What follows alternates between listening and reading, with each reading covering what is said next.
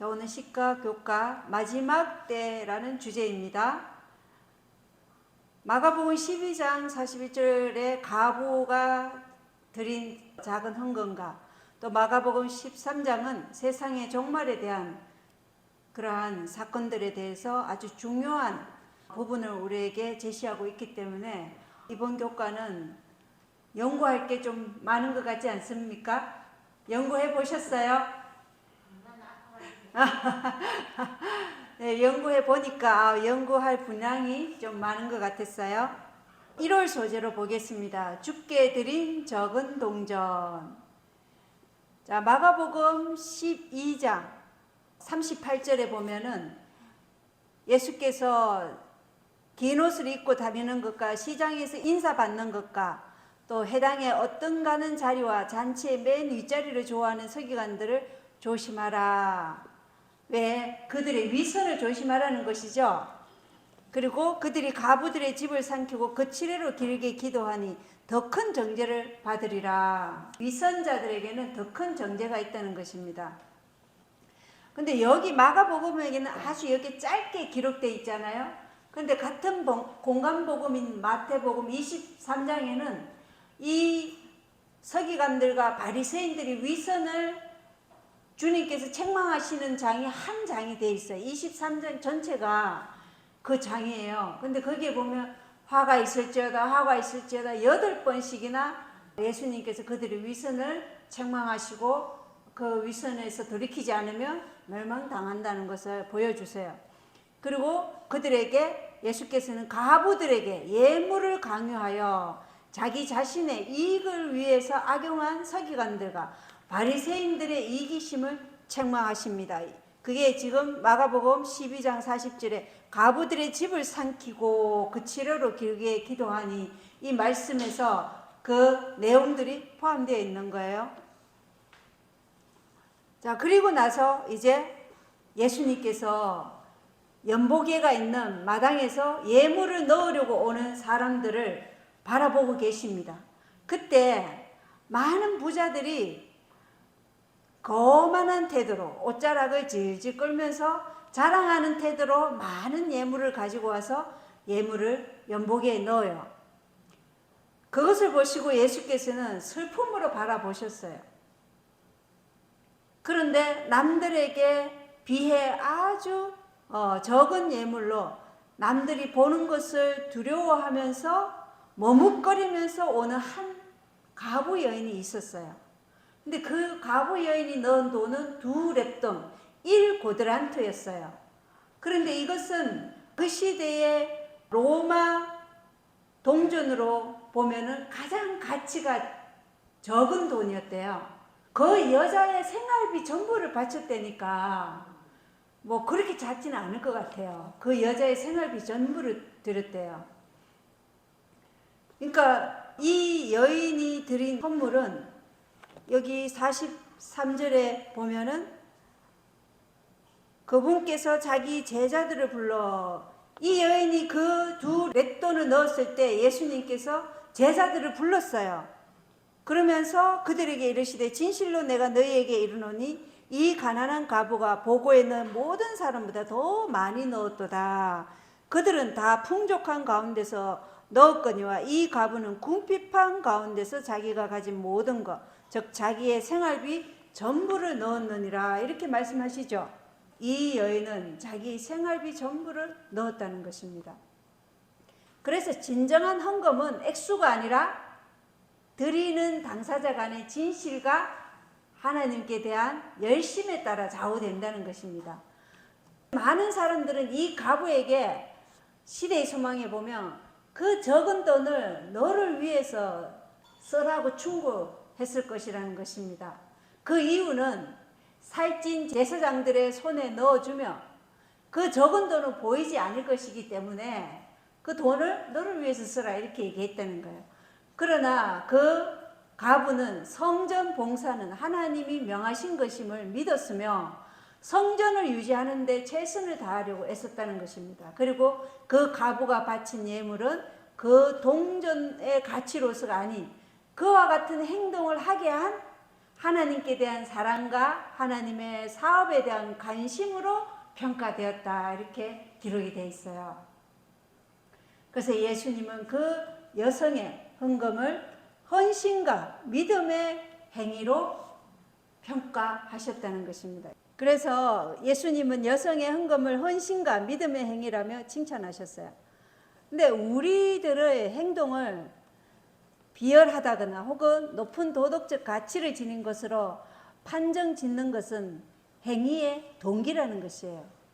행위의 동기가 우리의 행동이 평가받는 것이지 뭐 결과, 내가 얼마를 내었나 이 결과는 아니라는 것이죠.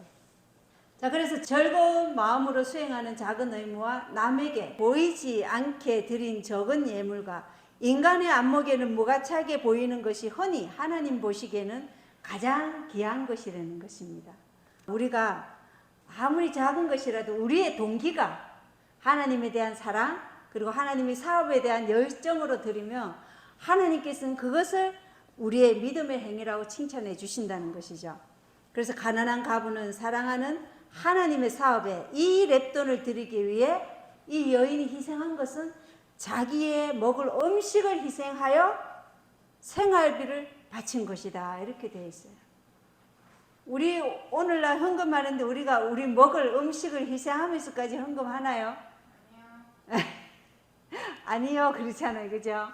예, 저도 이걸 보면서 야, 이 여인의 믿음이 얼마나 큰가 그걸 생각해 봤어요. 이 여인이 이렇게 자기 생활비 전부를 드릴 수 있다는 것은 그녀는 하늘에 계신 아버지께서 그녀의 필요를 채워주실 것을 믿음으로 행한 거예요. 이게 믿음의 행위거든요. 그럼 우리가 그렇게 못한다는 것은 우리는 그러한 믿음이 없다는 거예요. 그걸 저에게 이렇게 보여주시면서 내가 믿음이 없어서 행하지 못하는 것들을 하나님께서 보여주시더라고요. 내 자신이 믿음이 없어서 주저 뭐 자금 때문에 믿음이 없어서 주저한 것들 이런 것들을 좀 보여주시더라고요. 자, 이 여인의 믿음은 이기심 없는 정신과 어린아이와 같은 믿음이었다는 것입니다. 모든 영혼의 마음을 깨뜨려 보시는 하나님께서 즐거운 마음으로 자원하는 심령으로 드린 예물을 받으시고 그 피로를 채워주실 것을 믿고 그 여인은 행한 것이에요. 이게 바로 믿음으로 말미암는 의예요. 그죠? 이렇게 한 행동을 하나님께서는 의롭다 이렇게 여겨주신다는 것입니다. 내가 지금 하나님 앞에 의롭게 살아가고 있는지 우리가 이 두 랩돈을 보고에 넣은 이 가부를 통해서 우리가 우리 자신을 성찰해 볼 수 있죠. 그래서 고린도후서 9장 7절에는 저마다 자기 마음속에 정한 대로 낼 것이요 마지못해 하거나 억지로 하지 말지니 하나님은 즐거이 내는 자를 사랑하시느니라 이렇게 말씀하셔요. 자원하는 헌물을 하나님께서는 사랑하신다. 그리고 마태복음 6장 19절로 21절에 보면 너희 자신을 위해 보물을 땅에 쌓아두지 말고 오직 너희 자신을 위해 보물을 하늘에 쌓아두라. 너희 보물이 있는 곳에 거기에 너희 마음도 있으리라 이렇게 말씀하고 있어요. 그래서 우리의 마음이 어디에 있어야 된다고요? 하늘에. 이 땅에 보물을 쌓지 말라는 것이죠.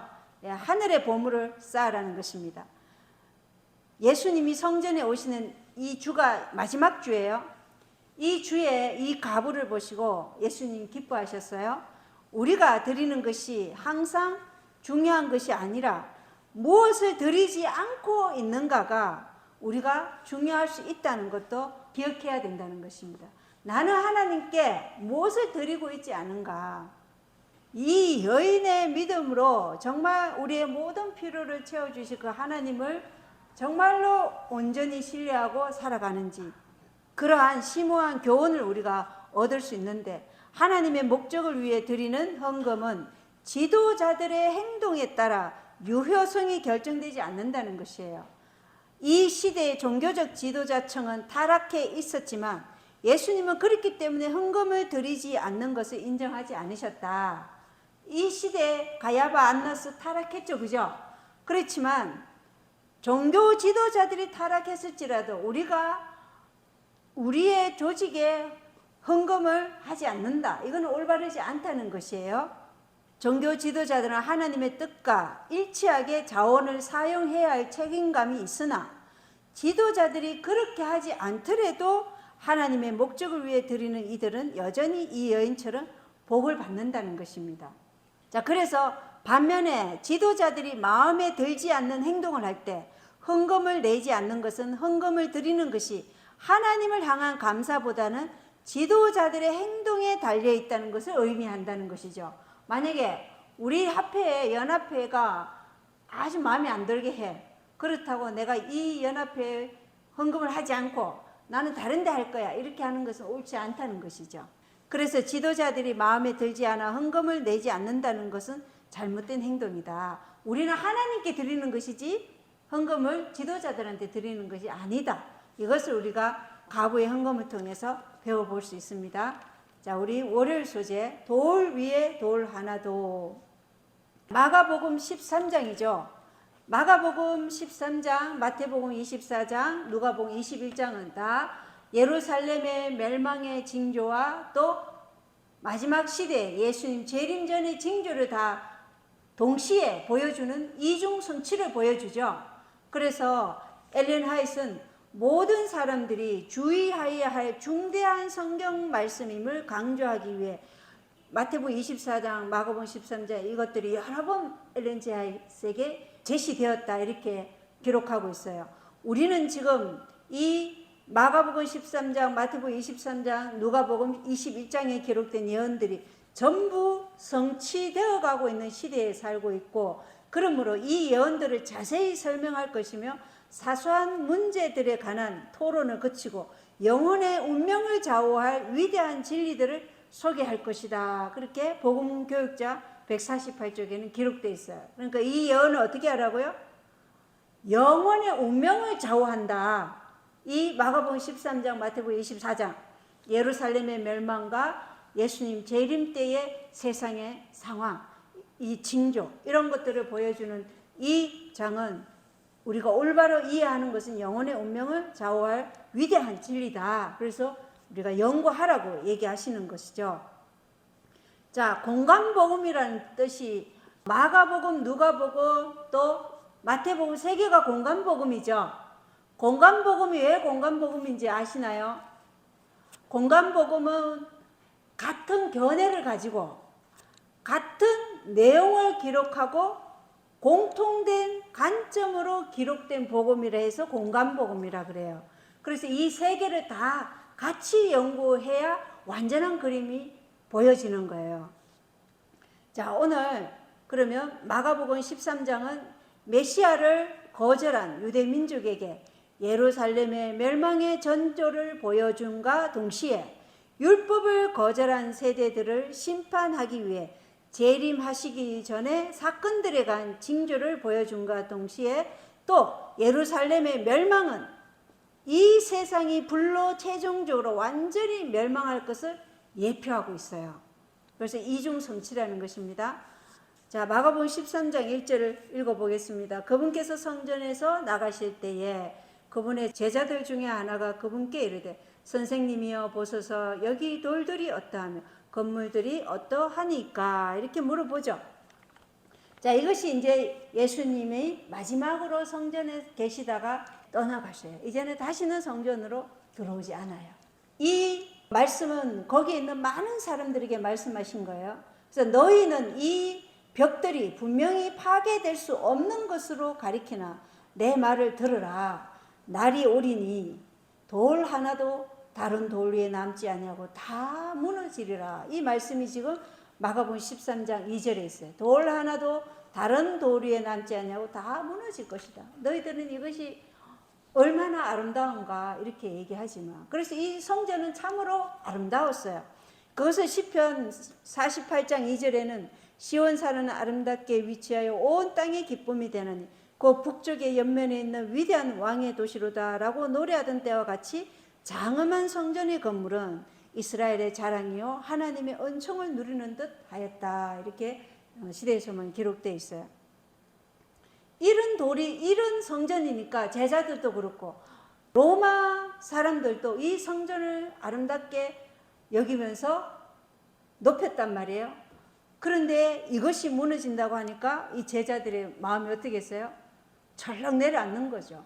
그래서 유대 민족들은요, 이 성전이 결코 멸망하지 않을 것이라고 티투스 장군이 와서 불로 성전을 던지고 그럴 때까지도 그걸 철떡같이 믿었어요. 그러니 이 성전에 대한 자부심이 굉장히 컸다는 거예요. 예수님이 제자들과 함께 어디로 가셨어요? 성전에서 나가셔서 올리브산에 가 계시는 거예요. 이 올리브산에 계실 때 이 제자 베드로, 야고보, 요한, 안드레가 그분께 다시 엄밀히 여쭙는 거예요. 우리에게 말씀해 주셔서 어느 때 이런 일들이 있으리까? 또 이 모든 일들이 성취될 때 무슨 표적이 있으리까 하니, 어느 때에는 예루살렘 멸망을 얘기하는 거예요. 첫 번째 질문은 어느 때에 이런 일이 있으리까? 돌 하나도 돌이 남지 아니한다 그랬잖아요. 그 일이 언제 일어날 것인가? 그 일은 뭐예요? 예루살렘의 멸망을 얘기하는 거예요. 그죠? 예. 그리고 두 번째 질문 4절에 보면 또 이 모든 일들이 성취될 때 무슨 표적이 있으리까 하니, 이것은 재림이에요. 재림 때 무슨 표적이 있으리까? 이렇게 물어보는 거예요. 그러니까 질문을 두 가지를 한 거예요. 예수님은 이 재림의 징조와 예루살렘의 멸망을 따로 분리하지 않으시고 섞어서 말씀하시는 거예요. 왜냐? 이거를 자세하게 말씀을 하셨더라면 제자들이 아마 그 공포심에 압도되었을 것이다, 이렇게 기록이 되어 있거든요. 그래서 섞어서 말씀하신 것입니다. 5절에 보면 예수님께서 대답하여 그들에게 말씀하기 시작하시되 아무도 너희를 속이지 못하도록 주의하라. 첫 번째 예수님이 주의하라고 경고하신 게 뭐예요? 속지 말라는 것입니다. 기만 당하지 말라. 많은 거짓 메시아들이 나타나서 이스라엘 민족의 해방의 때가 왔다. 이때 엄청난 거짓 메시아들이 나타났죠. 우리가 배웠잖아요. 지난주 시간에. 누구였어요? 사도행전 5장에 보면 드다가 나오고, 또 갈릴리 유다가 나와서 자기가 거짓 메시아라 하면서 사람들을 어디로 이끌어 갔어요? 광야로 이끌어 가서 이제 이스라엘 민족의 해방에 이르렀다는 표적을 내가 보여주겠다 이러면서 사람들을 광야로 이끌어 간 거예요. 마지막 때 이런 일이 일어나요. 우리가 이렇게 시대적으로 보면은 많은 사람들을 이끌어 가서 집단 자살하는 그런 일 많았죠. 그런 일들이 이 시대에도 일어났던 거예요. 앞으로도 일어날 거예요. 그래서 기만당하지 말라는 것입니다. 어느 누가 얘기하든 성경과 예언의 신에 맞는가, 그걸 내가 분별할 수 있어야 돼요. 그리고 사도행전 8장에 보면 마법사 시몬 마구스가 또 하나님의 큰 능력을 입었다면서 마술로 이제 사람들을 미혹해서 소요를 일으키고 폭동을 일으키고 했던 것입니다. 자, 그리고 6절에 보면 많은 사람이 내 이름으로 와서 내가 그리스도라 하며 많은 사람을 속이리라. 자신이 그리스도라 하면서 많은 사람을 속인다는 것입니다. 그리고 7절에 보면 또 너희가 전쟁들과 전쟁들의 소문을 들을 때에 불안해하지 말라. 그런 일들이 반드시 있어야 돼. 아직 끝은 아니니라. 전쟁들과 전쟁들의 소문을 들을 때에 불안해하지 말라. 미리 얘기했으니까 그게 일어날 때 불안해하지 말라는 것입니다. 왜? 반드시 이런 일들이 일어나야 된다는 거예요. 전쟁이 반드시 일어나야 된다는 거예요. 지금 이 세상도 마찬가지잖아요. 전쟁에 들끓고 있잖아요. 여기저기서 전쟁이 지금 언제 그냥 핵 버튼만 딱 누르면 전쟁이 일어날 조짐이 보인다는 거예요.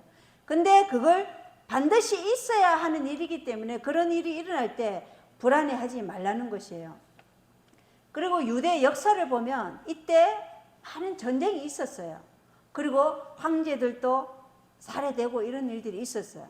그래서 불안해하지 마라. 그리고 아직 끝은 아니니라. 이 7절에 반드시 있어야 돼. 아직 끝은 아니니라. 이 말은 유대민족이 하나의 민족으로서의 끝은 아직 이르지 않았다. 민족으로서의 끝은 언제 이르러 와요? 언제? 민족으로서의 끝은 AD 34년으로 끝나는데 그 멸망은 언제 이르렀어요? 70년. AD 70년에 멸망하는 거예요. 그러니까 예수님이 지금 십자가에 달려 돌아가시는 그 주간이에요. 그러면 AD 31년이죠. 그리고 스데반이 사내들인 의회에서 돌에 맞아 죽을 때 유대 민족은 이 메시아를 거절한 것을 공식적으로 선언을 십자가에 못 박고 이제 자신들의 운명을 결정지어 버렸어요. 스데반을 돌로 쳤을 때. 그래서 다니엘서 90장에 예언이 이제 성취되고, 그리고도 몇 년이 있었어요. 그리고 34년에 그 일이 있고 36년이 지났을 때 70년에 멸망당했어요. 자, 그리고 8절에 보면 민족이 민족을, 왕국이 왕국을 대적하여 일어나고 곳곳에 지진이 있으며 기근과 재난이 있으리니 이것들은 고통의 시작이니라. 자, 민족이 민족을, 이 시대에도 로마 황제들이요, 많은 황제들이 살해당했어요. 예, 그리고 전쟁이 곳곳에 있었고, 그리고 뭐가 있었어요? 지진, 기근, 재난이 있죠. 근데 여기 이제 뭐가 빠졌어요? 마태복음에는 역병이 빠졌죠. 역병. 그러니까 지진, 기근, 재난, 역병, 네 가지예요. 마태복음, 마가복음, 누가복음 다 합해 보면 지진, 기근, 재난, 역병, 이 네 가지가 이 고통의 시작이다. 이것이, 이게 그냥 이렇게 뭐 어느 한 나라에서 일어나는 게 아니고, 지금 우리는 어때요? 지진도 전 세계적이죠. 역병도 전 세계적이잖아요. 팬데믹이 전 세계적이었잖아요. 그러니까 지금 기근도, 식량 위기도 지금 전 세계적으로 이제 일어날 거예요. 자, 그런데 이러한 때에 랍비들은 이 징조들이 로마의 나라에 하나님의 심판을 내리는 것이다, 이렇게 사람들을 선동한 거예요. 아, 이 기근, 재난, 그리고 지진, 역병, 이것은 로마라는 그 나라에 하나님의 심판이 임해서 이제 이스라엘을 독립시키고자 이런 재난이 일어난다, 이렇게 사람들을 뭐예요? 기만시켰던 거예요. 이러니 백성들이 준비될 수 있어요, 없어요? 준비될 수가 없다는 거예요. 그러니까 우리가 잘못된 지금 사상을 가지면 우리 자신이 지금 준비가 될 수 없는 거예요. 자, 그리고 9절에 보면 오직 너희는 스스로 주의하라. 자, 이것, 재난, 기근, 지진, 역병이 고통의 시작이라 그랬잖아요. 이 고통이 일어난 다음에 그 다음에 뭐가 온다는 거예요? 오직 너희는 스스로 주의하라. 이제 핍박이 오는 거예요. 이 재림의 징조를 보세요. 기근, 지진, 재난, 역병이라는 고통이 먼저 있고, 그 다음에 이 고통이 누구 때문에 있다고 말해요? 하나님 백성 때문에. 이 마지막 시대에는 이 고통이 안식일을 일요일로 지키지 않고 토요일을 안식일을 지키는 저 백성들 때문에 이 고통이 일어나는 것이다, 이렇게 공격한다 그랬죠. 그래서 이제 오직 너희는 스스로 주의하라. 이건 뭐예요? 이제 핍박이 오므로 흔들림이 시작되었다는 거예요. 핍박이 오므로 흔들림이 시작되는 거예요. 하나님의 백성들이 사회와 자연계에 일어나는 재앙의 원인으로 지목된다는 것입니다. 이 9절부터 시작해서 아시겠죠? 하나님의 백성들이 사회와 자연계에 일어나는 재앙의 원인으로 지목되어서 우리가 어디로 가요? 공회에 넘겨지고 해당해서 우리를 때리고 또 치리자들과 왕들 앞에 끌려가 그들 앞에서 정언하리라, 이렇게 얘기하는 거예요. 우리가 그렇게 될 것이라고 배웠잖아요, 그죠? 의회 앞에, 왕들 앞에, 재판정 앞에 가서 우리가 정언할 것입니다. 그리고 10절에 보면 또 먼저 복음이 반드시 모든 민족들 가운데 널리 알려져야 하리라. 자, 왜 복음이 우리가 끌려가서 정인이 되었을 때 그때까지 모든 민족에게 알려지리라, 이렇게 적어놨을까요?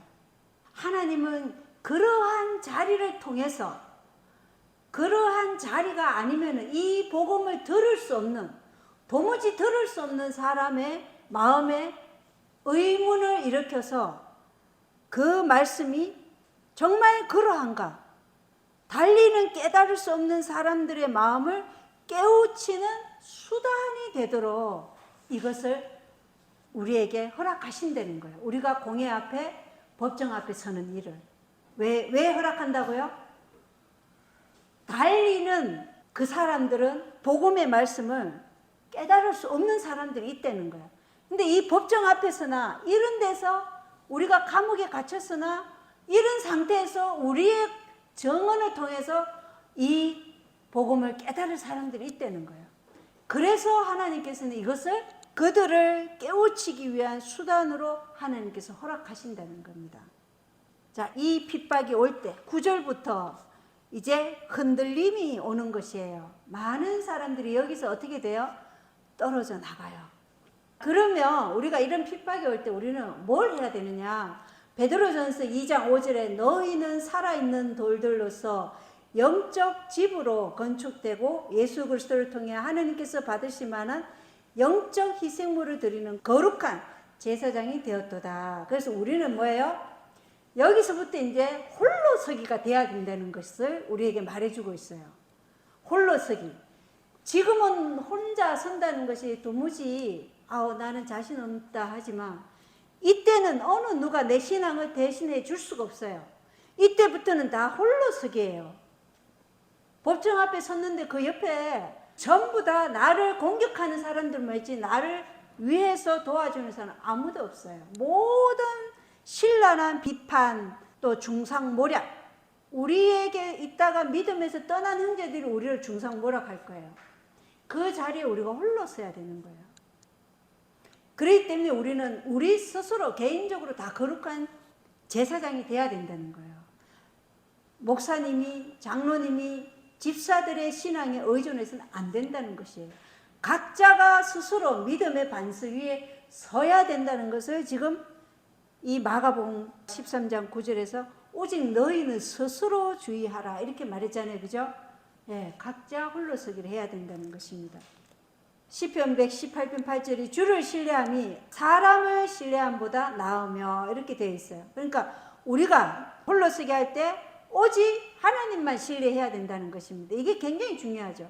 사람을 신뢰함보다 주를 신뢰해야 된다. 그리고 예레미야 17장 5절에는 주가 이같이 말하노라 사람을 신뢰하며 육체를 자기 무기로 삼고 마음이 주로부터 떠난 사람은 저주를 받으리라. 그래서 우리가 사람을 신뢰하며 육체를 자기 무기로 삼는 그러한 사람의 마음은 주로부터 떠나는 것이래요. 그래서 저주를 받는다. 이렇게 예레미야 17장 5절에는 기록되어 있어요. 그래서 우리 모든 각 개인의 믿음의 모든 입장이 조사될 것이에요. 만약 철저히 성경을 연구해서 강하고 안정되어 있지 않으면 세상의 위대한 사람들의 지혜가 우리를 곁길로 이끌어간다 이렇게 되어 있어요. 뭐 우리가 말을 못하잖아요. 그러면 그 사람들의 지혜로 인해서 우리를 곁길로 이끌어간다. 그 자리에 서 있을 때. 그래서 지금 우리가 다 이 성경과 예언의 신으로 우리가 홀로 서기를 지금 준비해야 되는 것입니다. 자, 그래서 이 복음이 모든 민족들 가운데 널리 알려져야 하기 때문에 우리가 법정에도 서고 노예 취급도 당하고 감옥에도 갇히고 이러한 일이 일어난다는 것입니다. 그리고 마가복음 11절에 보면 그러나 그들이 너희를 끌고 가서 넘겨줄 때 너희가 무슨 말을 할까 미리 염려하거나 미리 궁리하지 말고 그 시각에 너희가 무엇을 받든지 그것을 말하라. 말하는 이는 너희가 아니요 성령이시니라. 그러니까 누가 얘기한다는 거예요? 성령께서 얘기하신다는 거예요. 그런데 이때 그러면 뭐가 주어지는 거예요? 우리에게 성령이 말하신다니까 늦은 비 성령으로 우리가 성령의 능력을 받고 말한다는 것이에요. 아시겠죠? 순수가 이렇게 보이죠? 고통이 시작이 되고 그 다음에 모든 재앙의 원인으로 하나님 백성이 지목되고 그때 흔들림이 오고 사람들이 정인으로 법정에 서죠. 그죠? 그리고 이때 우리가 법정에 설 때 할 말을 궁리하지 말아라. 성령이 말씀하실 것이다. 이게 늦은 비 성령을 받고 우리가 그때 그 능력으로 말을 한다는 것이에요. 그런데 우리가 지난번 설교에서 보았지만 이 성령께서 말하는 것은 내 안에 뭐가 있어야 돼요? 말씀이 있어야 돼요. 말씀이 없는데 성령께서 우리 안에 없는 걸 끄집어낼 수는 없는 거예요. 그래서 그 준비는 어떻게 하라고요? 날마다 말씀 연구를 하고 기도를 통해서 계속해서 말씀을 우리 마음과 뼈에 새기라는 것이에요. 쌓아두라 이렇게 말씀하셨어요. 그래서 우리가 지금 그 어느 때보다 성경을 많이 연구해야 돼요. 연애신과 학생들이 성경은 연구하지 않고 세상 지식만 연구할 때 예수님이 도적같이 올 것이라 그랬어요. 그래서 지금은 고등교육이라든가 이런 거에 정신 팔릴 때가 아니에요. 그런데 시간을 쏟을 시간이 없어요. 지금은 정말 우리가 마지막 우리를 위해 처소로 예비하러 가신 주님 만날 준비를 해야 된다는 것입니다. 그래서 이때 12절에 보면 이제 형제가 형제를 아버지가 아들을 배반하고 넘겨주어 죽게 하며 자식들이 자기 부모를 대적하여 일어나 그들을 죽게 하리라. 자, 누가 공격해요? 형제가 형제를. 교회 같이 밥 먹고 같이 기도하던 형제가 교회 형제를. 또 가족 간에도 뭐예요? 아버지가 아들을, 아내가 남편을, 남편이 아내를, 아들이 아버지를 이렇게 배반한다는 거예요. 가족끼리도 이렇게 한다는 것이에요. 이런 일이 생길 때 그리스도께서는 빛을 거절하는 자들의 몰인정하고 잔인한 행동을 보고 놀라지 않도록 이 일을 지금 우리에게 경고하시는 거예요. 놀라지 마라. 이런 일이 일어날 때. 자, 이 일은 불법이 성행함으로 사람의 사랑과 하나님에 대한 사랑이 식어지기 때문에 이런 일들이 일어나겠죠. 교회정은 5권 546조 읽어드리겠습니다. 사탄의 비밀스러운 계획은 하나님의 백성을 속일 수 없으므로 모든 재앙의 원인을 하나님의 백성에게로 돌리게 된다. 그래서 형제가 형제를 죽음에 내주면서 자기는 하나님의 일을 하고 있다. 아버지가 아들을 내주면서 자기는 하나님의 일을 하고 있다. 이렇게 기만당한다는 것입니다. 그래서 예수님이 첫 번째로 뭐예요? 기만당하지 마라. 사람을 믿지 말라는 것이죠. 어느 누구도. 그리고 여기 13절에 보면 또 너희가 내 이름으로 인하여 모든 사람에게 미움을 받을 터이나 끝까지 견디는 자 곧 그는 구원을 받으리라. 이렇게 말씀하고 있어요. 그러니까 뭐가 필요해? 우리에게 우리가 모든 사람에게 미움을 받는다 그랬죠. 누구의 이름 때문에? 예수 그리스도 때문에. 모든 사람에게 미움을 받을 터이나 끝까지 견뎌야 구원을 받는다. 그러니까 우리에게 인내와 참을성이 필요하다는 것입니다. 친구는 친구를, 그러니까 이 가족이 형제가 이렇게 우리를 죽음에 넘겨준다는 것은 우리의 양심을 강제한다 그랬어요.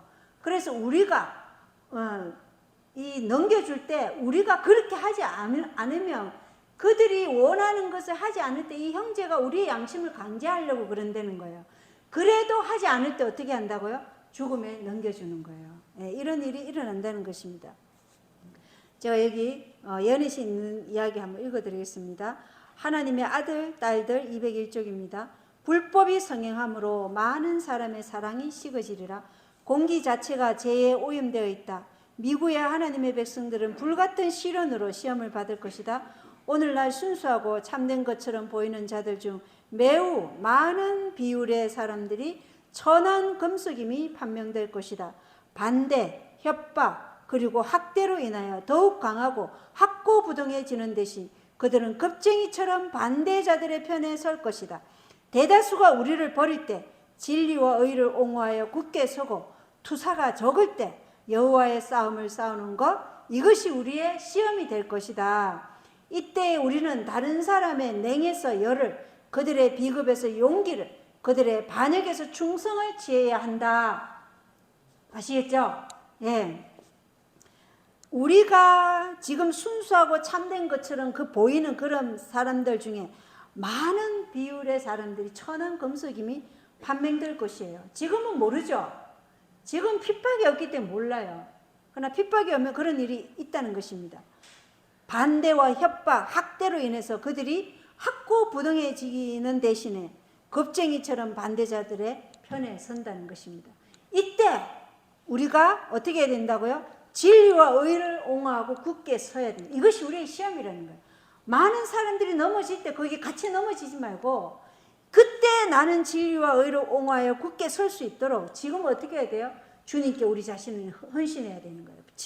주님께 지금 우리 자신을 바쳐야 된다는 것입니다. 예, 이것이 우리의 시험이에요. 모든 사람은 고난을 함께 예수 그리스도와 함께 당함으로 영광도 함께 얻는 것이죠. 이거는 진리예요. 자, 우리 하열 소재 멸망에 가정한 것입니다. 멸망에 가정한 것은 마가복음 13장 14절부터죠. 그러나 예언자 다니엘을 통해 말씀하신 바 황폐하게 하는 가정한 것이 서지 못한 곳에 선 것을 너희가 보거든 잃는 자는 깨달을지어다. 그때 유대에 있는 자 산들로 도망할지어다 이렇게 돼 있죠. 누가복음 21장 20절에는 너희가 예루살렘이 군대들에게 에워싸이는 것을 보거든 그것의 황폐함이 가까이 이른 줄 알라 이렇게 되어 있어요. 그러니까 이 황폐하게 하는 가정한 것에 중요한 세부사항이 세 가지가 있어요. 첫 번째는 거룩한 곳은 도시 바깥에 있는 구역인 거예요. 도시 바깥에. 거기가 거룩한 곳이에요. 거기를 이제 포위해 오는 것이죠. 두 번째는 황폐하게 하는 가정한 것은 멸망이 아니고 포위라는 것입니다.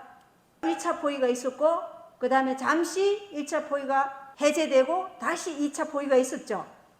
그래서 멸망은 언제 있었어요? 2차 포위 때 멸망이 있었다. 세 번째가 황폐함은 가정한 것의 결과물이다. 가정한 것이 되었기 때문에 뭐가 왔어요? 황폐함이 이르러 왔다는 것입니다. 그래서 황폐함이 이르러 왔을 때 로마의 독수리 군기가 세워지죠. 예루살렘 성벽에. 그래서 이 BC 63년 로마 폼페이 장군은 금 월계관이 둘러싼 이 독수리를 태양신 미트라를 상징한다고 해서 숭배한 거예요. 그래서 이 로마의 군기의 깃발은 뭐예요? 독수리 머리에 금 월계관을 쓴 이 미트라 태양신이 상징이었어요. 그걸 어디에 꽂았어요? 예루살렘에 꽂은 거예요. 왜 이들이 황폐하게 되었죠? 예루살렘이 왜 멸망했어요? 왜 황폐하게 되었죠? 가정한 것이 뭐죠? 그들의 배도. 가장 큰 배도가 뭐였어요? 메시아를 거절한 거잖아요. 메시아를 거절해서 십자가에 못 박았잖아요. 그럼으로써 그들은 더 이상 유대민족으로서의 은혜의 기간은 끝난 거예요. 메시아를 거절하고 십자가에 죽임으로써. 예, 그래서 황폐하게 된 거예요. 자, 그럼 이 마지막 재림 전에 황폐는 어떤 것일까요? 예수가 없는 것이 다 황폐죠. 황폐되었다는 것은 텅 비었다. 예수님이 없는 성전, 예수님이 없는 마음, 이 모든 것이 황폐예요. 그러면 로마 가톨릭에 가정한 것에 우리가 만약에 동의를 하나라도 한다면 로마 가톨릭에 가정한 거 제가 한번 말씀드리겠어요. 첫 번째, 로마 가톨릭은 인간의 권위를 하나님 권위보다 더 높여요. 그리고 그들은 예수님께 기도하지 않고 인간 사제인 신부한테 고해성사해요. 그리고 영원히 조건 불멸설이죠. 의인만 영원하게 불멸하고 죄인은 어떻게 돼요? 소멸되잖아요. 그런데 그들은 죄인도 영원히 불멸한다 그러죠. 이러한 영원 불멸설, 그리고 영원한 지옥, 또 일요일 태양 숭배, 유아 세례, 마리아 숭배, 화채설, 면죄부, 연옥설, 그리고 과거주의와 미래주의, 세대주의 이 사상으로 예수님이 십자가에 달려 돌아가신 이 사건을 과거로 던져버리고 미래로 던져버림으로 그 자리에 누가 없어요? 그 역사 속에 있어야 할 예수님이 없는 거예요. 이렇게 던져버리는 이러한 것들이 다 가정한 것이에요. 그리고 그들은 죄로부터의 구원이 아니에요. 죄 가운데서 구원이에요. 또 종교 통합에 참여하는 것. 우리가 이런 데 참여하는 것은 다 가톨릭에 가정한 것에 우리가 동의한다는 것입니다. 그리고 대속의 피를 부인한다 그랬죠. 예수 그리스도가 우리를 위하 피를 흘리지 않았다. 그렇게 얘기하는 거예요. 대속의 피를 인정하지 않아요. 이것이 다 로마 가톨릭에 가정한 것들이에요. 이걸 우리가 단 하나라도 여기에 동의한다면 우리는 뭐예요? 우리도 가정한 것이 되고 우리도 황폐하게 된다는 것입니다. 자, 가톨릭의 이교 상징은 일요일이죠. 일요일이 가톨릭의 이교 상징이에요. 일요일이 그들의 권위의 표예요. 여기 마가복음 13장 15절로 16절에 보면 그래서 산들로 도망하라 그랬죠. 14절에 지붕에 있는 자는 집에 내려가거나 자기 집에서 무엇을 취하려고 그 안에 들어가지도 말며 덜에 있는 자는 겉옷을 가지러 되돌아가지 말지어다 그랬죠. 그죠? 이것은 뭘 뜻한다고 그때 그랬어요? 소유물의 어느 것이라도 지키려고 머무르지 말고 기회를 놓치지 않고 신속히 움직이라는 의미예요. 그래서 너희가 도피하는 일이 겨울에 일어나지 않도록 너희는 기도하라 이렇게 돼 있죠.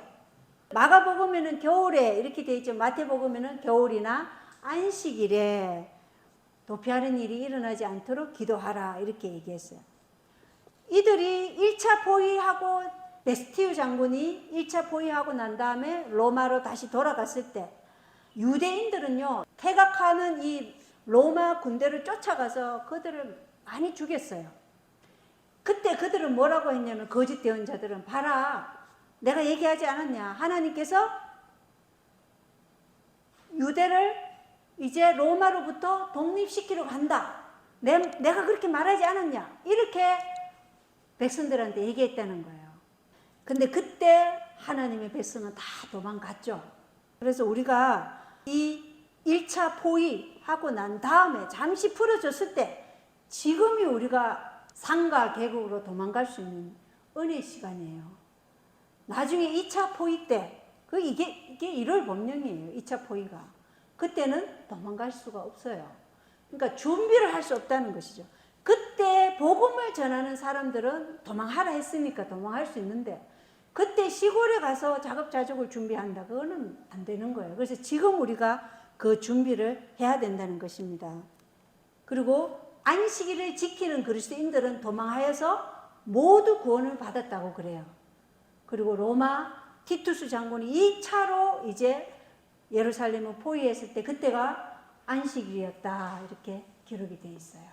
자, 그리고 황폐하게 하는 가정한 것을 이해하기 위해서 우리는 다니엘서로 돌아가야 되죠. 바벨론 포로 생활 이후에 하나님께서는 이스라엘을 그들의 도시를 회복시켜 주셨어요.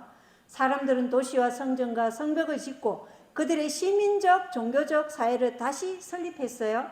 하나님께서는 유대 신정국에게 이 세상의 축복이 될 수 있는 모든 기회와 특권을 아낌없이 제공하여서 의의 열매를 맺도록 몇 년의 기간을 주셨어요? 71회를 주셨잖아요. 그죠? 71회는 70 곱하기 1회가 일주일이잖아요. 그러니까 70 곱하기 7을 하면 490일. 490년이라는 시간을 바벨론 포로 이후에 돌아와서 다시 주신 거예요.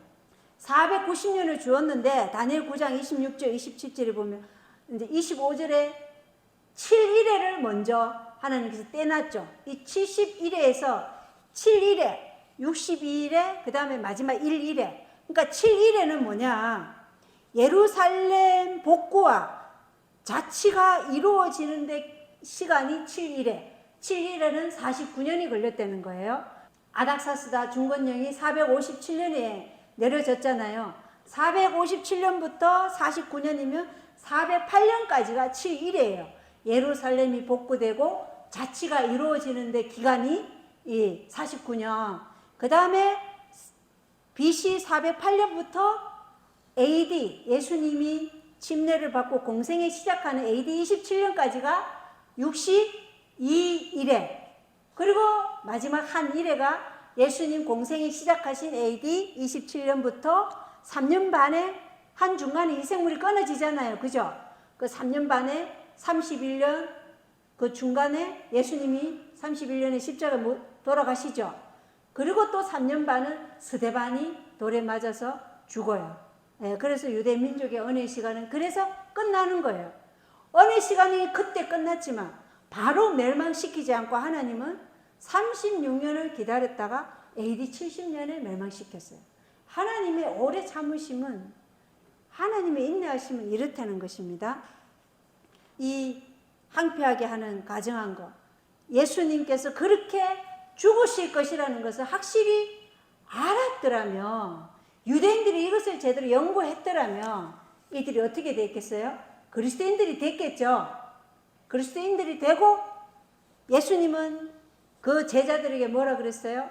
이러한 일이 일어나면 너희가 어디로 가라? 산으로 도망하라고 분명히 말했어요. 그래서 두 무리가 남았어요. 말씀에 순종하여 뒤도 돌아보지 않고 곧장 산으로 도망간 자들이 있고, 한 무리는 말씀을 무시함으로 남은 자, 이 두 무리가 남은 거예요. 그 남은 자는 어떻게 됐어요? 네, 멸망당하는 거예요.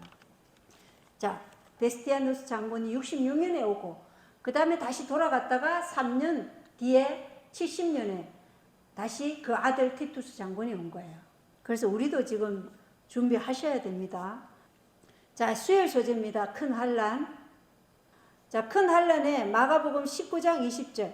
그 날들에 고난이 있으리니 하나님께서 창조하신 창조세계가 시작된 때로부터 이때까지 그런 고난이 없었고 이후에도 없으리라. 이제 뭐가 온다는 거예요? 고난이 온다는 것입니다. 그런데 이 고난은 이 지구가 창조된 이후로 이때까지 없었던 고난이라는 거예요. 그런데 이것을 마태복음 24장 21절은 큰 환란이라고 그랬어요. 큰 환란, 이 고난을. 그래서 우리가 여기서 두 가지를 알아야 되는데, 이 큰 환란, 고난에는 두 단계가 있다는 것입니다. 이것을 예언의 신에서 얘기하시거든요. 두 단계가 있는데, 과거 사건으로서의 큰 환란이 있어요. 이걸 시대의 소망 631쪽에는 첫 번째 큰 환란은 BC 538년부터 AD 1798년까지 1260년간 이어진 교황권이 최상권을 잡았던 기간이에요. 이때를 큰 환란이라 그러는 거예요. 과거 사건으로서의 큰 환란은 교황권의 암흑시대예요. 근데 여기 마가복음 13장 20절에 보면 주께서 그 날들을 짧게 하지 아니하셨더라면 어떤 육체도 구원을 받지 못할 것이로되 그분께서 자신이 택한 선택받은 자들을 위하여 그 날들을 짧게 하셨다. 그러니까 하나님께서 짧게 하셨어요. 어떻게 짧게 하셨어요? 어떤 일로? 1260년 동안 암흑기 시대에 하나님께서 어떻게 이 환란을 짧게 하셨나요? 무엇을 통해서? 종교 개혁을 일으켜서 짧게 하신 거예요. 그래서 첫 번째 환란은 1260년간의 그 환란인데 하나님께서 종교 개혁을 통해서 짧게 하셨고, 두 번째 환란, 이때는 언제일까요? 지금 이거는 예루살렘의 멸망과 지금 마지막 세상의 종말의 때를 같이 비춰주고 있잖아요. 두 번째 환란은 언제일까요? 두 번째 환란, 미래 사건으로서의 큰 환란은 은혜의 시간이 끝난 후를 말하는 거예요. 은혜의 시간이 끝난 후에 그때 환란을 얘기하는 거예요. 그때 대쟁투 631쪽에 보면 이때 사형 명령이 내리잖아요. 그래서 감옥이나 산림과 산중에 적막한 곳에 숨어서 하나님께 탄원한다. 이때가 이제 두 번째 큰 환란이라는 거예요.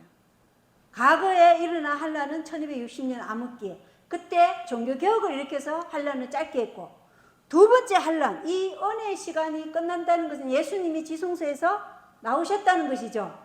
예수님이 지성소에서 나오심으로써 우리에게 뭐가 일어나요? 큰 환란이 일어난다는 거예요. 그럼 이 환란은 어떻게 해서 하나님께서 짧게 하실까요?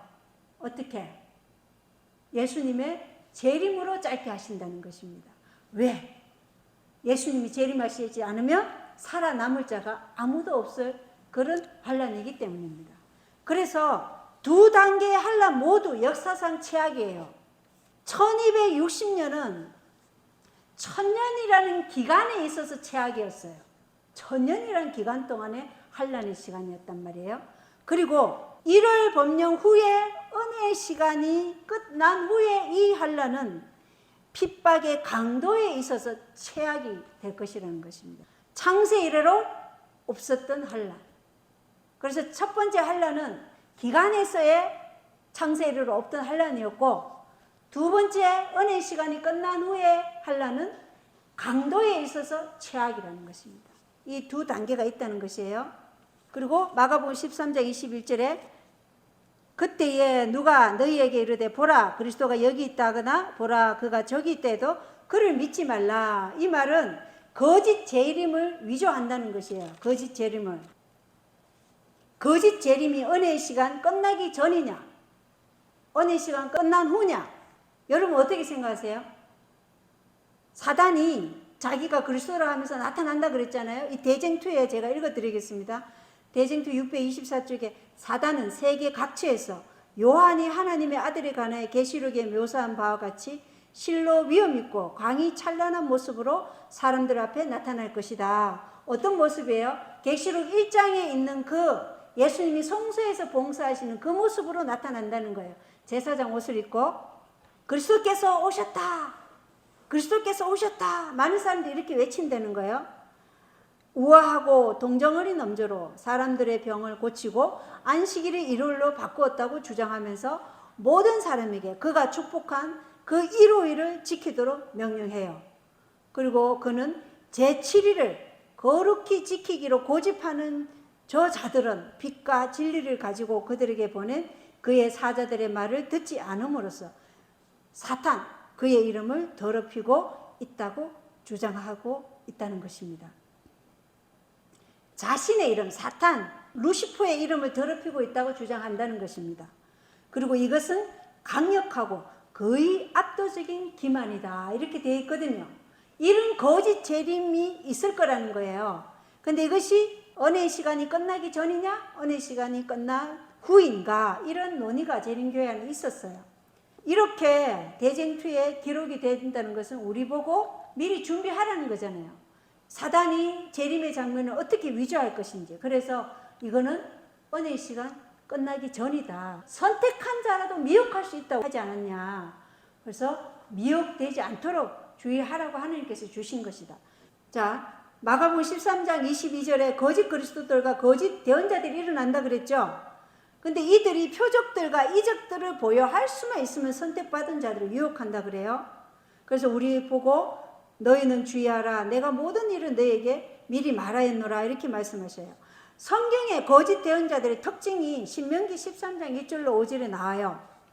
이 대언자나 꿈꾸는 자들이 표적이나 이적을 보이며 다른 신들을 따라서 섬기자고 하나님의 백성들 가운데서 일어난다는 것이에요. 자, 거짓 대언자들이 어디에서 일어난다고요? 하나님의 백성들 가운데서 일어난다는 것입니다. 첫 번째. 그런데 일어나서 어떻게 한다고요? 다른 신들을 따라가서 섬기자 이렇게 말한다는 거예요. 뭘 보여주면서? 표적이나 이적을 보이면서. 두 번째는 그들이 말하는 것이 진실이라는 증거로 표적과 이적을 행한다는 것이에요. 그 다음 세 번째는 하나님의 백성들을 거짓된 예배를 행하도록 격려한다는 것입니다. 그 다음 네 번째는 계명을 어기도록 유도하고 다섯 번째는 충실한 하나님의 백성들을 하나님의 길로부터 멀어지게 하고자 유혹한다는 것입니다. 이게 신명기 13장 1절로 5절에 있고요. 예레미야 6장 13절 15절에는 거짓 대언자들이 평안이 없는데도 평안하다, 평안하다고 말한다는 것입니다. 우린 지금 평안한가요? 아니죠. 지금 우리가 정말 평안한 때에 살고 있지 않아요. 우린 지금 주의 재림이 가까운 정말 마지막 위기의 기로에 선 사람들이에요. 그런데 거짓 대언자들은 뭐예요? 아직 때가 아니다. 서두르지 마라. 이러면서 평안이 없는데도 평안하다, 평안하다 이렇게 말한다는 것입니다. 그 다음 예레미야 23장 17절에는 거짓 대언자들이 하나님을 멸시하는 자들에게 평화를 또 약속해요. 하나님을 멸시하는 자들에게 평화를 약속하고 두 번째로는 자신들의 마음의 충동을 따른 자들에게 어떠한 재앙도 이르지 않을 것이라고 보증을 한답니다. 이런 소리 우리 좀 듣지 않나요? 지금 우리가 시골 생활 가야 된다 그러면 걱정하지 마라. 하나님의 은혜로 다 보살펴 주신다. 이런 얘기 듣죠? 예레미야 23장 17절에 그렇게 거짓 대언자들이 얘기한다는 거예요. 어떠한 재앙도 이르지 않을 것이라고 보증을 한다는 것입니다. 그 다음 예레미야 23장 14절에 거짓 대언자들은 악을 행하는 자들의 손을 강하게 하여 사악하면서 돌이키지 아니하게 한다는 것입니다. 그리고 예레미야 28장 15절로 17절에 거짓 대언자 하나냐는 거짓말과 반역을 가르쳤고 불명예 스러운 죽음을 맞이했어요. 그러나 우리가 이걸 알아야 돼요. 예루살렘에 멸망하기 전에 제사장들과 교사들처럼 그들은 교회가 세속적 번영과 영광을 누리기를 바라면서 이 시대의 징조를 번영과 영광의 전조인 것처럼 해석했어요. 기근, 지진, 재난, 역병을 로마로부터 자기들이 이제 압제해서 풀려났는데 해방된다. 그래서 우리는 이제 세속적 번영과 영광을 누릴 것이다. 이렇게 거짓 대언자들이 해석한 거예요. 그리고 예루살렘 멸망 때 거짓 대언자들은 그리스도를 거절함으로 다니엘서를 연구하지 못하도록 다니엘서 9장 24절로 27절을 저주했잖아요. 그죠? 그래서 사람들이 그 예언을 연구하지 않았던 거예요. 이 시대는 타락한 개신교가 사실은 거짓 대언자들이죠. 타락한 개신교가 지금 뭘 얘기하고요? 오늘날 거짓 대언자들은 그리스도의 십자가 죽으심으로 율법이 폐하여졌으므로 율법을 순종하는 의무에서 그리스도인들이 자유롭다고 말하면서 백성들에게 율법을 거절하도록 만들고 있어요. 오늘날 거짓 대언자들은. 그래서 어떻게 해요? 타락한 거짓 대언자들은 이 백성들을 음료에게로, 음료와 연합하도록, 가톨릭과 연합하도록 지금 하고 있는 거예요. 그리고는 어떻게 해요? 환난 전 비밀 후보를 통해 기독교인들은 환난을 통과하지 않을 것이라고 지금 사람들을 설득하고 있어요. 그래서 그들이 뭘 준비 못해요? 예수님께서 오시는 그 재림의 때 풍성을 준비하지 못하도록 지금 사람들을 멸망시키고 있는 거예요. 오늘날 거짓 대언자들이 이 일을 하고 있다는 것입니다. 그래서 이 거짓 대언자들은 요한계시록의 예언적 관점에서 본다면 타락한 개신교 미국이에요. 그죠?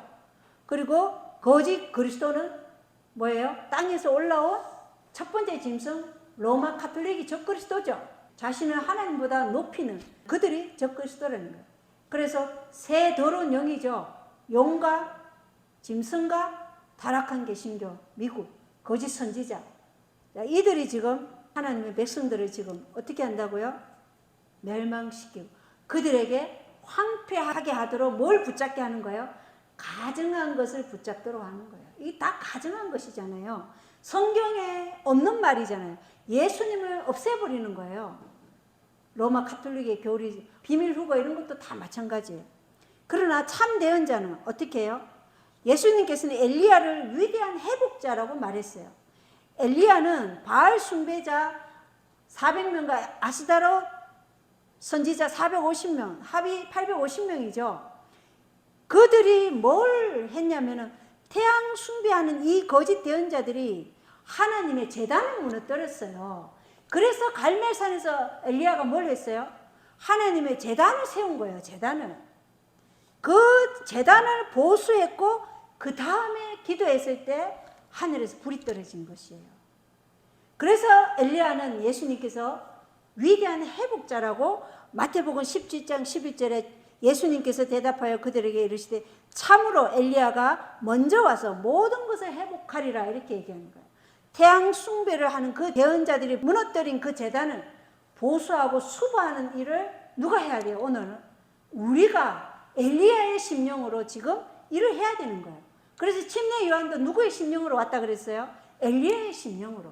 무엇을? 하나님의 제단을 회복하는 일을, 하나님의 무너진 율법을 수보하는 일을 우리 SDA가 해야 되는 것이에요. 그래서 엘리야는 사람들에게 새로운 진리를 전하러 온 것이 아닙니다. 엘리야는 그들이 저버린 진리들로 그들을 다시 돌이키기 위해 온 거예요. 예레미야 6장 16절에 옛 행로 들고 선한 길이 어디 있는지 물어보고 그 길로 걸으라. 그리하면 너희가 너희 혼을 위한 안식을 얻으리라. 우리는 다시 옛적 길 선한 길로 돌아가야 돼요. 이 거짓 대언자들과 거짓 그리스도들에게 속임을 당하지 말고 다시 옛적 길 선한 길로 지금 돌아가야 되는 것이에요. 이것을 누가 해야 된다고요? 특별히 하나님의 율법의 보관자로 세우신 이 SDA가 제7일 안식 예수 재림 교인들이 이것을 해야 된다는 것입니다. 자, 목요일 소재 보겠습니다. 인자의 임하심. 자, 여기서 이제 재림을 말씀드리겠습니다.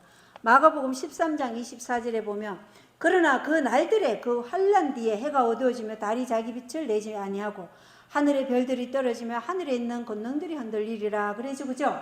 그 날들의 이 말은 언제를 얘기하냐면 환난 뒤에요. 환난 뒤에. 언제 환난 뒤에? 첫 번째 환난 뒤에. 첫 번째 환난이 뭐라고 얘기했어요? 1260년. 1260년 환난 뒤에 무슨 일이 일어난다는 거예요? 해가 어두워지고 달이 자기 빛을 내지 못하고 하늘의 별들이 떨어지고 하늘에 있는 권능들이 흔들리리라. 이런 일이 일어난다는 것이죠. 일어났나요? 안 일어났나요? 일어났어요. 예, 이거는 지나갔어요. 근데 언제 일어났냐면 1833년 11월 13일에 하늘에서 시간당 20만 개의 유성이 떨어지는 놀라운 일이 일어났어요. 그리고 리스본에 대지진이 1755년에 일어났고, 리스본은 포르투갈의 수도인데 거기에서 대지진이 일어났어요. 그리고 1780년에 뉴 잉글랜드에 흑암일이 일었어요. 흑암일. 어둠이 대낮인데 완전히 칠흑 같은 어둠이 있었던 거예요. 이 첫 번째 한란디에 이런 일이 있었는데 이 일은 반복될 수 있죠.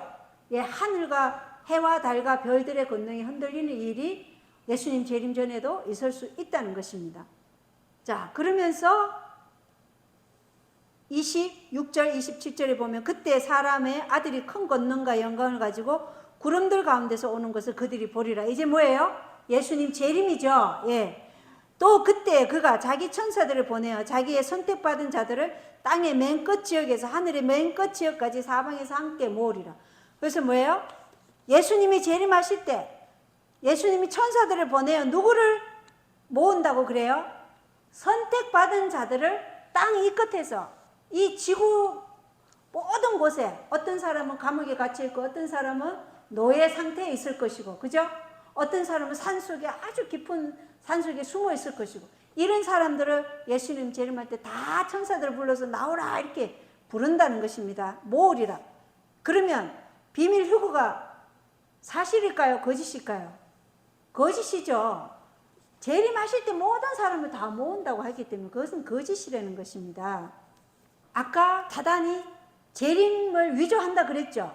근데 사단은 어디에 와 있어요? 땅에 발을 디뎌요. 땅에 발을 딛고 그리스도가 골방에 있다 하면 가지 말라는 거예요. 골방에서 뭘 하냐면 강신술을 하는 거예요.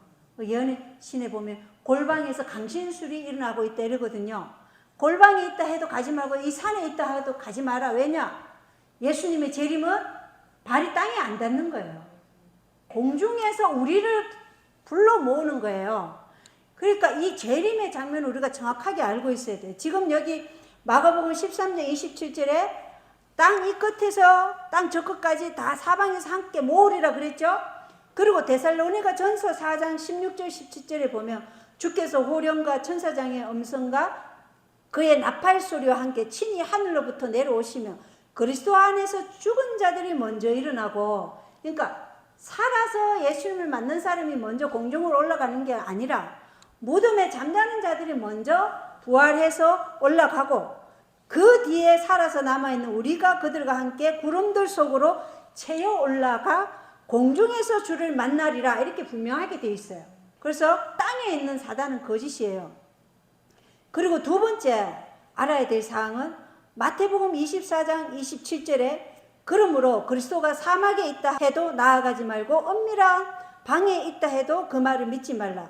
번개가 동쪽에서 나서 서쪽까지 번쩍이는 같이 사람의 아들이 오는 것도 그러하리라. 그러면 예수님 재림할 때 은밀하게 오나요?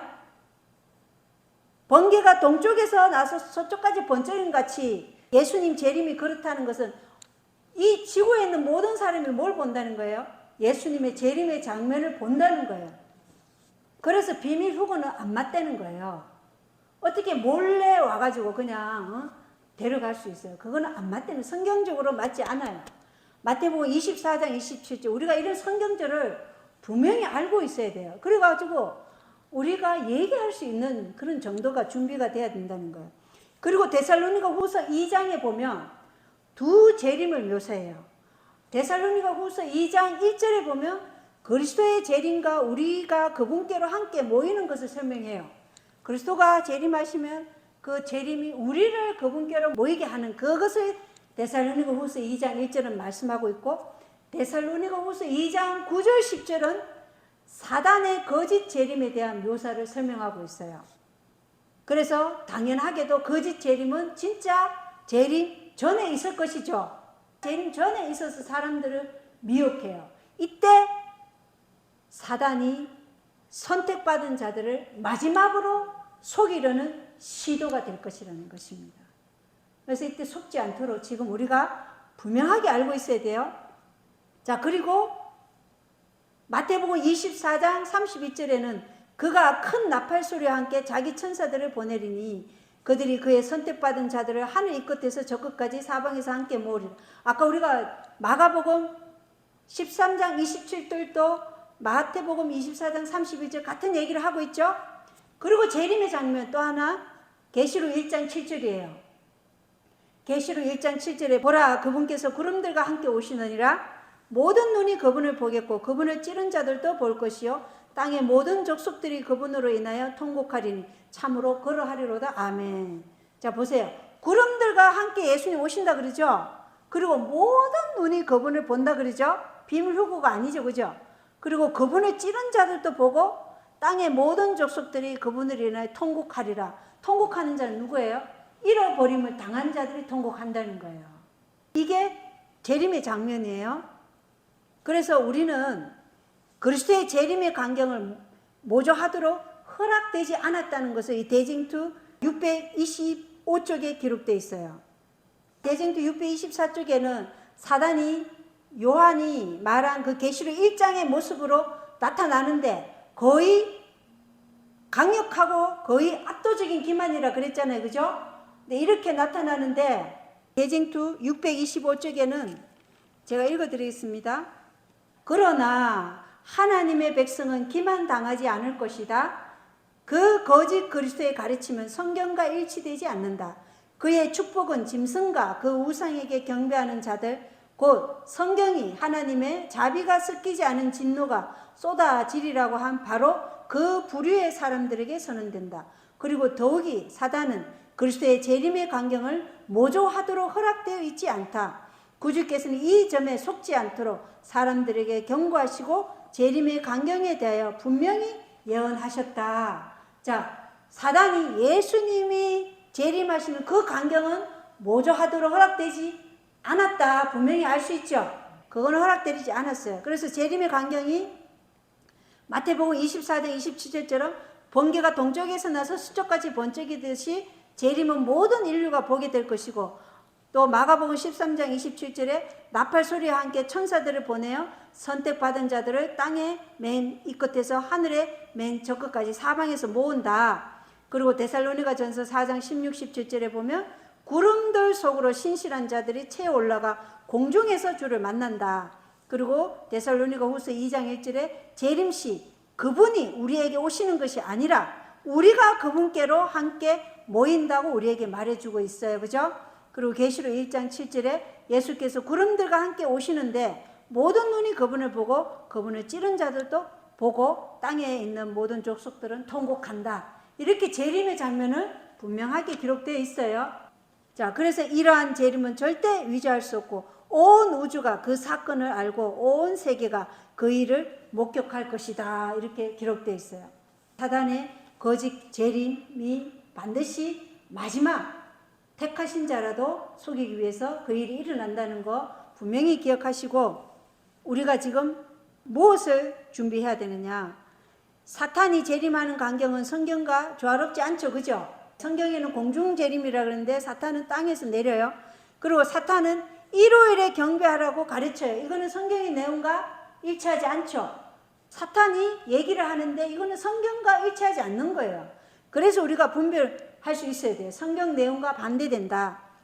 그리하여 우리는 깨어서 주의 재림을 사모하는 자들은 우리 자신이 진리에 순종함으로 저희 영혼을 순결하게 하며 주께서 문 앞에 이르신 줄 알기에 에녹이나 노아나 아브라함, 모세가 각각 그 시대에 알맞는 현대 진리를 전파한 것처럼 이 세대를 위한 특별한 경고를 전함으로 때를 따라 양식을 나누어 줘야 된다는 것입니다. 그래서 이 시대에 맞는 현대 진리를 지금 하나님 백성들에게 말씀을 나누고 그것을 뭐 해야 돼요? 각인시켜 줘야 되는 거예요. 지금은. 그래서 이러한 기만이 일어날 때 속지 않도록 그게 백성을 준비시키는 일이에요. 예, 그걸 지금 하라는 것입니다. 그래서 우리가 이렇게 때에 따라 양식을 나눠주지만 우리 교회에 오시는 분들 외에 우리가 인터넷 선교도 아주 강력한 선교 도구예요. 그래서 그것을 통해서 우리가 직접 방문으로 가지 못하는 곳에 이러한 인터넷 선교를 통해서 또 사람들에게 이 말씀이 전하도록 우리 각자가 할 수 있는 한 일을 해야 된다는 것이에요. 아무 일도 안 한다. 예수님 재림 안 기다린다는 거예요. 준비 안 하고 있다는 거예요. 그래서 하나님께서는 지금 마가복음 13장을 통해서 우리가 지금 주의 재림을 촉진시키고 있는지 아니면은 그냥 아직 멀리 있다고 얘기하는 악한 종처럼 지금 살아가고 있는지. 마지막에는 우리 삶 자체가 설교예요. 왜? 우리 삶으로 증거해야 되잖아요. 죽음에 이를지라도 나는 진리가 내 생명보다 더 소중하다는 거 내 삶으로 증거해야 되는데, 지금 내 삶이 그렇게 안 되면 어떻게 증거할 거냐고요. 그죠? 지금 내 삶이 증거하는 삶이 돼야지 그때 그 자리에 우리가 진리를 위해서 생명도 포기할 수 있는 신앙으로 설 수 있다는 것입니다. 오늘 교과 마치겠습니다. 감사합니다.